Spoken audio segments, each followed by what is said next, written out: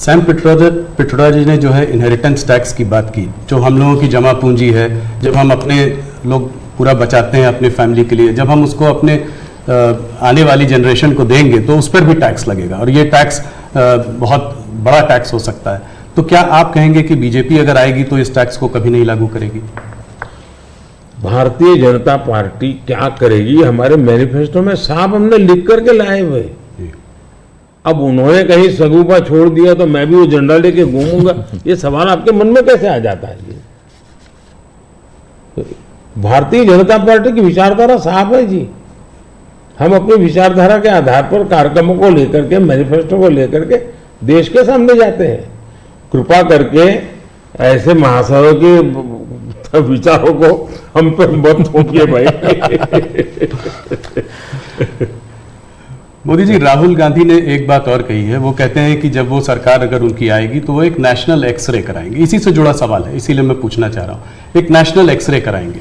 बात सिर्फ caste census की नहीं है जो कि वो करते आए हैं, उस पर भी मैं आपका मत जानना चाहूंगा, मगर बात वो कहते हैं इससे आगे है, बात कास्ट की नहीं, बात जस्टिस की है। और वो कहते हैं कि हम जो है एक सोशियो इकोनॉमिक सर्वे लाएंगे, एक इंस्टीट्यूशनल सर्वे लाएंगे और उसमें देखेंगे कि किसके पास किस जाति और किस उस वर्ग के पास क्या है, कितना धन है, कितनी इंस्टीट्यूशंस में भागीदारी है, और उसके बेसिस पर हम इस पूरे सिस्टम को रीडिस्ट्रीब्यूट करेंगे। इसको आप कैसे देखते हैं? सबसे पहले तो इस देश में जो लोग अपने आप को राजनीति के एक्सपर्ट मानते हैं, जो लोग देश के उतार चढ़ाव को बड़ी बारीकी से अध्ययन करते हैं, सबसे पहले उनका दायित्व है कि वो ऐसे लोगों को पूछे कि जिस परिस्थितियों का वर्णन आप कर रहे हो, अगर ये सही है तो 50, 60, 65 साल तो आपने राज किया भाई। ये मुसीबत के जो जन्मदाता आप हो और आपने अब तक ये बर्बादी लाई क्यों? पहले उनका जवाब मांगो भाई, नंबर 1। नंबर 2, एक्सरे का मतलब क्या है जी? मतलब हर परिवार में जाना, घर घर छापा मारना, अगर किसी अनाज के डिब्बे में किसी महिला ने अपने गहने छपा के रखे हैं उसको भी एक्सरे किया जाएगा, उनके गहने ले लिए जाएंगे, जमीनों का हिसाब किताब किया जाएगा और फिर उसको रिडिस्ट्रीब्यूट करेंगे। ये दुनिया में एक माओवादी विचार ने सब किया हुआ है, दुनिया बर्बाद हो चुकी है। ये पूरी तरह अर्बन नक्सल उस सोच का सीधा सीधा प्रगटीकरण है और इसलिए मैनिफेस्टो आने के 10 दिन तक बाद भी ये जो जमात आए दिन लिखापट्टी करती है ना, वो चुप रही, उनके प्रोटेक्शन में चुप रही है।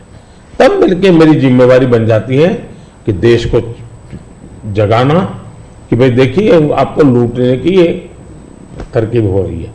और दूसरा पार्ट है डॉक्टर मनमोहन सिंह जी वगैरह, उन्होंने हर बार कहा है कि भाई जो भी संपत्ति होगी इस पर पहला अधिकार किसका होगा। तो हिसाब किताब बहुत साफ है, वो क्या करना चाहते हैं। आपने ये सवाल भी उठाया है। 2006 का एक वीडियो जो वायरल हो रहा है जिसमें मनमोहन सिंह जी ने कहा है कि गरीब मुसलमानों का पहला अधिकार रिसोर्सेज पर है, ये उन्होंने साफ कहा है। आपने उसको मैनिफेस्टो में भी ये बात पॉइंट आउट की है कि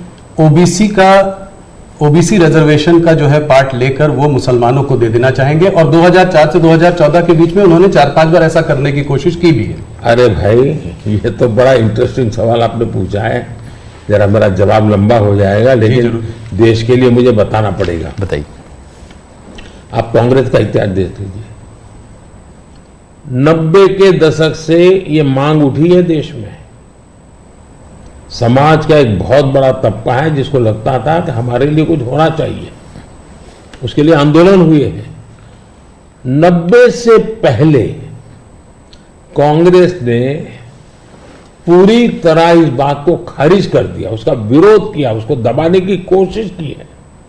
यानी 90 के पहले का उनका दशक है। फिर उनको जितनी भी कमीशन बने, जितनी कमेटियां बनाई, उसके भी रिपोर्ट्स ओबीसी के विचार के पक्ष में आने लगे।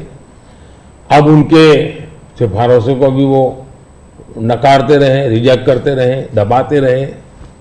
90 के दशक में उनको लगा कि भी अब इसको जरा उनकी वोट बैंक की राजनीति के अनुसार उसको टर्न दिया जाए।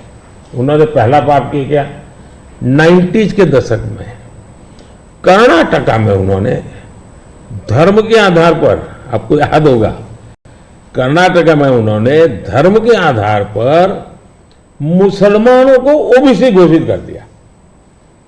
यानी देश के ओबीसी को नकारना, उस विचार को दबाना, उस विचार को रिजेक्ट करना, लेकिन राजनीति खातर मुसलमानों को ओबीसी घोषित कर देना। केंद्र से कांग्रेस गई, 2004 तक ये प्लान ठप रहा, उनका इरादा पक्का नहीं हुआ। 2004